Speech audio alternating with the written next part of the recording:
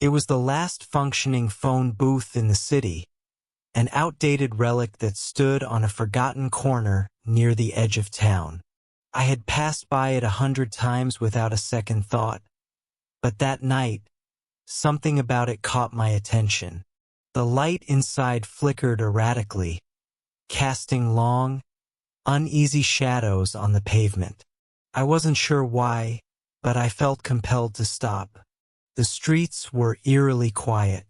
A cold wind swept through, carrying with it the scent of rain and something metallic. I approached the phone booth cautiously, my footsteps echoing in the stillness. The receiver hung loosely from its cord, swinging slightly as though someone had just used it. I told myself it was nothing, probably the wind, but as I reached for the receiver, the phone rang. The sharp, shrill sound shattered the silence, making me jump. My first instinct was to walk away, but curiosity rooted me in place. Who could possibly be calling? No one used phone booths anymore. I hesitated for a moment, then picked up the receiver. "Hello," I said, my voice shaky.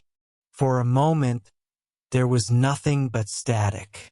Then, a voice crackled through, faint and distant. "Don't look behind you." My blood turned to ice. I froze, gripping the receiver so tightly my knuckles turned white. I wanted to hang up, to run, but I couldn't move. The voice came again, more insistent this time. "Whatever you do, don't turn around."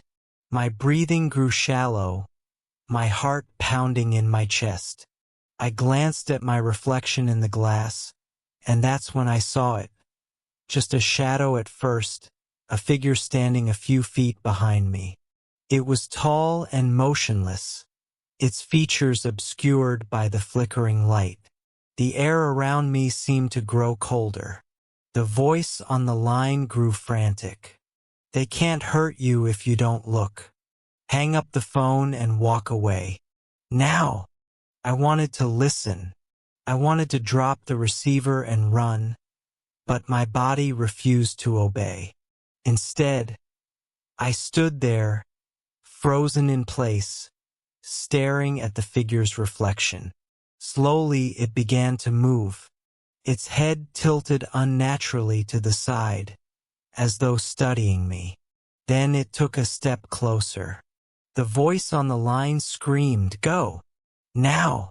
I slammed the receiver down and bolted out of the booth. My legs felt heavy, like I was wading through water, but I forced myself to run. I didn't dare look back, not until I was halfway down the block. When I finally turned around, the phone booth was empty. The light inside was steady now, no flicker, no shadowy figure. It was as if nothing had happened. But the story doesn't end there. I couldn't shake the feeling that I was being followed. Every time I passed by a reflective surface, a shop window, a puddle, the mirror in my apartment, I'd catch a glimpse of that figure. It was always just behind me, still and silent, watching. And then the phone calls started. Every night, just after midnight, my phone would ring.